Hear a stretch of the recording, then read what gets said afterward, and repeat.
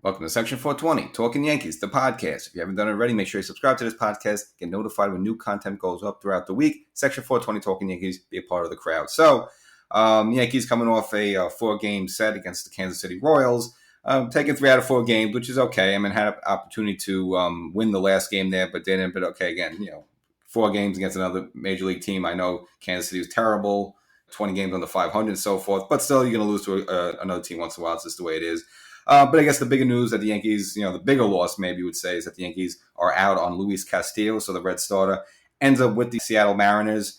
Now, a lot of people are really bummed out about this. Yeah, okay, it would have been nice to have him, I'll give you that, but I don't think this was detrimental. I'm not going to compare this to 2010 when Cliff Lee was floating around there and Texas kind of, there was supposedly a deal in place where the Yankees were going to get him, and then it seems like Texas just upped the offer a little bit, and they were able to get Lee. And of course, the Yankees faced Texas in the 2010 playoffs, and with the help of Lee, bounced the Yankees out of there. Where you figure if the Yankees had Cliff Lee, great opportunity for them to repeat as champions, 09 and 10. But that wasn't the case, and to me, that was more of a devastating not getting Luis Castillo. So now he goes to Seattle, and again, it's a good situation. Seattle right now, they're competing for a wild card, but they're out west, and I know they're coming in here. We'll preview that series in a moment, but it's not really a move that hurts the Yankees. I can see if Castillo ended up going to the Toronto Blue Jays or something, that I would say that would be maybe a little more troublesome. Again, he's a good pitcher. I don't think he guarantees the World Series. I mean, you say maybe he's better than Sevy, maybe better than Nestor Cortez.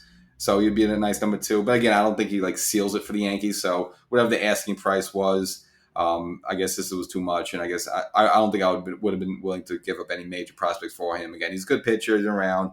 Now he's under contract for 1 more year after this, so he's still under control. So you would have him for 2023 as well. But again, I don't think he's just a can't miss where you got to get this guy. Oh my God, you got to get him. So yeah, he's with Seattle, so that's that. And I guess the second name out there was Frankie Montas from the A's. Same deal. He's kind of like if Luis Castillo is 1, I guess Montas is 1A. I'm not big on him. He's okay. Same thing. He's almost the same situation. He's under control for 1 more year after this. So if you deal him, you can have him for this year and next year. But again, I don't think he seals the deal in terms of getting to a World Series or be able to beat Houston. Yes, he's an improvement, perhaps over Sevy, perhaps better than Nestor, perhaps better than Tyone. Yeah, definitely. But it's not like a can't miss. You got to get this guy or we're done. So we'll see what happens there. We still have some time for the trade line officially ends on the 2nd. Now, if you, again, caught my appearance on the Bronx Muchachos podcast, I threw out the name of Madison Bumgarner. I think that would be a doable situation because you don't have to give up much for him. He has 2 more years left on his deal, so it's going to be more really about, taking the money and getting the other team to maybe eat some of that money. Arizona right now is just a complete dumpster fire over there. I'm sure he would love nothing more to get out of there, and they would love nothing more to unload his money. There's really no reason for him to be there. Now his ERA is a little high. It's a little under, just a touch under 4. So for him, that's high. But, you're talking about one of the greatest postseason pitchers in baseball history. And I know this was 7, 8 years ago with the San Francisco Giants, but he literally carried that team on his back, going almost complete games or 7 to 8 innings, carrying that team in the playoffs. And again, he was pretty much untouchable in the playoffs. And I understand now that was many years ago, but I think it would be great to have him as a left-hander. I think you bring him to a situation where the Yankees are in right now. I think it would kind of revitalize him a little bit. Rejuvenate him a little bit. And I would actually trust, and I mentioned this on the Bronx Muchachos podcast, right now I would trust Madison Bumgarner for a big start in a playoff game more than maybe anyone else on the Yankee staff other than maybe Garrett Cole. But, make the case maybe more than Garrett Cole because, how many big, games did Garrett Cole win in the postseason, man? I know he was part of the team that went to the World Series, but they got bounced by the Nationals. And we saw him last year for the Yankees. Again, I'm not going to blame him for that game up in Fenway, but again, he gave up 2 runs. He wasn't Mr. Shutout, shut him down. We've seen Madison Bumgarner make huge, tremendous starts in the postseason. So I think if the Yankees are going to target someone, I think that would be reasonable. You get him. I don't think they're going to be asking too much. And then he's still in the contract for 2 more years. So we'll see how Cashman handles that. We'll see if there's any big moves other than the Adam Benintendi move they already made. And speaking of Benintendi, ironically enough, he gets traded from the Royals, and the first team he faces, the Kansas City Royals. So they came in here for a 4-game set. It was going to be the final 4 games, final 4 times these teams were going to see each other this season. And on the mound for the Yankees was Jameson Taillon. And both Taillon and opposing pitcher Bradley Singer, they were pretty good. I mean, Singer was actually filthy on the Yankees. I think Taillon, he grinded through this one. There wasn't much offense early on. Tyone got out of a couple of big jams. I think more Tyone got a lot of breaks on a lot of bad calls by the umpire. The Yankees always complain, especially with Judge getting bad strikes, but the umpire was very generous to both starting pitchers, but especially generous to Tyone. I think he got a lot of big breaks there on a couple of cold strikes. And the Yankees actually didn't scratch across their first hit until the fourth inning. So that's how nasty Singer was. And Singer, he would go 7 innings. Again, only giving up that 1 hit, no runs, 10 strikeouts, a dominating performance. Tyone went for 6. The bullpen had Chip and Mariacho, came for 2 innings of scoreless. Holmes had a clean top of the ninth, and this game actually went 0-0 in the bottom of the ninth. And you kind of scratch your head because, again, this is fresh off losing those 2 games at Citi Field. And now you get home and you're getting shut out. I mean, yeah, you're shutting the other team out, but you're being shut out by the Kansas City Royals there. So, Yankees fans are probably getting a little itchy there. But nevertheless, with 1 out, that man Aaron Judge, who's just having a fantastic season, in the bottom ninth, hits a walk-off home run off of Scott Barlow. And the Yankees were able to take, a game that was looking hairy because he's being shut down for mostly, but then an exciting win with a walk-off home run. Judge's 3rd walk-off home run so far this season. Again, he's just having this fantastic season there. So puts the first game in the books for the Yankees. Started to steal that from the Mets announcer. Which now brings the Yankees to Game 2. And Game 2 was a bit of a seesaw match. I would say more the entertaining. Now, you thought it would be, pretty smooth and easy with Cole on the mound. He would actually end up getting in trouble in the 5th. But before that, Rizzo got the party started in the first inning with a home run. And then next up, Aaron Judge, that man again, who just fresh hit a game-winning home run the night before.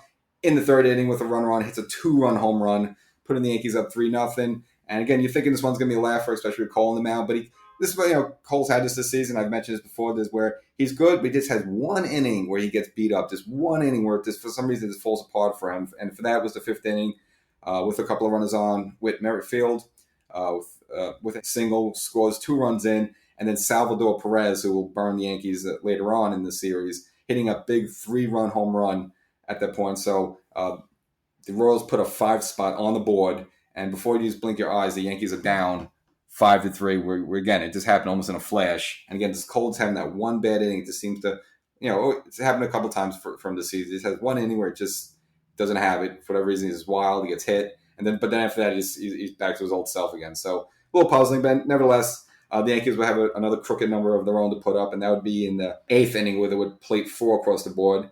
Benintendi got the party started with a bases loaded situation, a little infield single.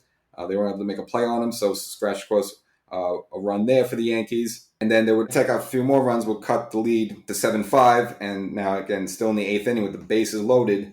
That man again, Aaron Judge, clears the bags.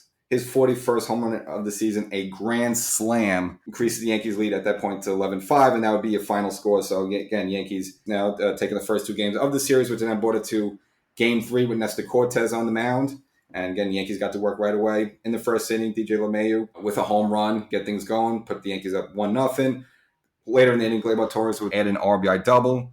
At that point, Yankees now up 2-0. And then Judge in the 2nd inning, hot as a pistol, again, hitting a grand slam the night before, as well as a walk-off home run, a solo home run in Game 1 with a runner on. Hits a 2-run home run in the 2nd inning, his 42nd home run of the season. And at the point now, the Yankees were up 4-0. And that particular blast was Judge's 200th career home run. And he became the 2nd fastest player to hit 200 career home runs at this pace, just behind Mr. Ryan Howard, who did it in 658 games. Remember Ryan Howard of the Phillies. We would play in that Citizen Bank ballpark down in Philly, which is absolute bandbox. But again, Judge hitting the 200th career home run plateau there. Now the Yankees are up 4-0 in the game. Now Royals in the 4th finally got on the board, cut the lead in half to 4-2. But right in the bottom of the 4th, the Yankees answered right back, tacked on 2 runs, as well as another in the 5th. By the time they were in the 7th inning, up 7-2. Matt Carpenter up. Now usually Matt Carpenter does damage when people are on bases. This time it was just him, a solo home run, solo act. His 15th, can you believe it, 15th home run of the season. Okay, he's just been with the Yankees, this seemed like a month or two, ready up to 15 home runs. Put the Yankees up to 8-2, and that would be a final score again. A bit of a breather there. The only really trouble the Royals had there was in the 4th inning. Scored a couple, but for the most part, the Yankees and the bullpen shut them down the rest of the way. Actually, Clark Schmidt earning another save. Guess they wanted to give Holmes a little rest there. And so Schmidt now with his second save of the season for the Yankees. And of course, Cortez gets his 9th win of the year. So, if you look at Cortez, we tack on one more, the Yankees will have a couple of starters now ready with double-digit wins. So just to show how good the pitching staff has been overall, which now brings the Yankees to the 4th game. And this was the kind of the frustrating game, bit of a back and forth. Had a chance to win at the end now. This was Jordan Montgomery's start. And for the most part, he was good going against the old anxiety-filled Zach Greinke. The game was scoreless in the 5th, but unfortunately, Monty did fall apart eventually. So led off the top of the 5th. They served the 2 walks as well as a single, loaded the bases, and then a bases-loaded single by Prado, as well as Miguel Garcia, put the Royals up 3-0. And at that point, they had to yank Monty out. Again, a little sloppy there, giving up a couple of walks and then a couple of hits. He was there, needed to be relieved by Abreu. He would give up one more run just on an RBI ground out. And now the Royals were up 4-0 in the 5th inning. But like the Yankees always do, answered right back in the bottom of the 5th. That man again, Matt Carpenter, who hit the home run the game before, leads off the inning with a double. And on second base, Higgy drives them in with a single. So allows the Yankees to score the first run of the game, 4-1. And then DJ LeMay with Higgy on hits a 2-run home run, pulls the Yankees within 4-3. And that's how it went for a while until the 7th inning, where the Yankees finally took the lead. Now Hicks led off with a walk. DJ would strike out, but Judge would also walk, and that would set things up for Anthony Rizzo to hit a 3-run home run to turn I would call it a lead-turning home run from a 4-3 Yankee deficit to now a 6-4 Yankee lead. Again, it was a nice blast into the second deck, no doubt about it. And this is where you feel, all right, the Yankees come back. They got the lead now. Even though, yes, no more Michael King, but you still feel comfortable with the bullpen. And again, it's against the Royals, so you figure, all right, you're going for the sweep here. You can see the finish line. But unfortunately, the Royals would answer back. In the 8th inning, Rob Marinaccio on the mound served up a solo home run to Hunter Dozier. So that kind of cut the lead to 6-5. And they were threatening the inning, but Marinaccio was able to get a big double play to get out of the jam. So the Yankees still had the 6-5 lead. And going into the 9th inning with Holmes, you still feel comfortable with that happening. But unfortunately, Holmes would probably have I guess you could call this probably his worst outing. Maybe his second worst. Probably the worst outing was that one against the Reds where, up 3-0, he ended up giving up 4 runs. This was equally as bad to him. So I'll put this maybe as his second or third bad appearance for the Yankees. This came at a bad time. So with 1 out, he ended up walking Whit Merrifield. And again, doesn't have his control. After that, hits Bobby Witt Jr., so now you have 2 runners on. And then that man against Salvador Perez, who took Garrett Coldeep in Game 2, hits another big 3-run home run, a bomb to center field, kind of a jaw-dropping bomb. Just, you never see that against Holmes. Again, he's known as a ground ball, single ball pitcher. So really, crush one like that is shocking. And the Royals shockingly took the lead 8-6. Now, the Yankees, as they always do, made it interesting. In the bottom of the 9th, DJ got on with a single. Judge would actually end up striking out. And then up next, Rizzo, he would walk. So now you put 2 runners on. Now, there were 2 out with Gleyber Torres up with an opportunity to do something big. And we've seen some big walk-off home runs from Gleyber. We've seen some big, clutch 9-inning hits for Gleyber. So it's a situation where you're looking for him to drive one, at least keep the chain going with 2 outs. Now, he did get good wood on it, but ended up lining out right to center field. And the Royals shockingly take the last game 8-6. And again, the Yankees, it was only the second time this season, so they were 55-2 after leading after 8 innings. That other game against the Reds was the other blown game. So again, only the second time this season the Yankees have blown a game after leading after 8 innings. And for Clay Holmes, that was actually the first home run he's given up all season, and the first home run he's given up since September of last year. So again, very unlike Holmes, this situation. But I don't think it's something you worry about. We've seen Holmes have a bad outing and then come right back. So I don't think it's like a Chapman situation. Again, sometimes it's even great closes. Even we've seen Mariano once in a while. You just lose it. You just don't have it, whatever. So again, I don't think it's an area of concern for the Yankees. But again, I think bullpen help is something they really need more at this trade deadline than necessarily getting a top line starter. Again, they got to make up for the loss of Michael King and perhaps get one more arm in here as well, just to help. We're in August now, and the innings start adding on to the arm. So I don't know if that's a case of that or it's just a case they had a bad outing, but nevertheless, I think bullpen help right now is much more key for the Yankees than a top line starter. So the Yankees, again, take 3 out of 4 against the Royals. To mention the Seattle Mariners with the newly acquired Luis Castillo come to town for 3 games. And interesting enough, the Wednesday game is going to be, I guess right now the slot up to be Castillo make his debut at Yankee Stadium against Garrett Cole. So a couple of aces going at it, so that should be interesting. And of course, if Castillo just shuts the Yankees down, of course fans will complain, hey, why did we get him? But that's the game. So I hope you like the episode. We'll catch up with you soon. We'll see how this, we've got a couple more, about 48 hours worth of action with this trade deadline. So if anything crazy happens, I'll definitely keep you tuned. So if you want to get those little updates, make sure you subscribe to Section 420, Talkin Yankees, the podcast. Over and out.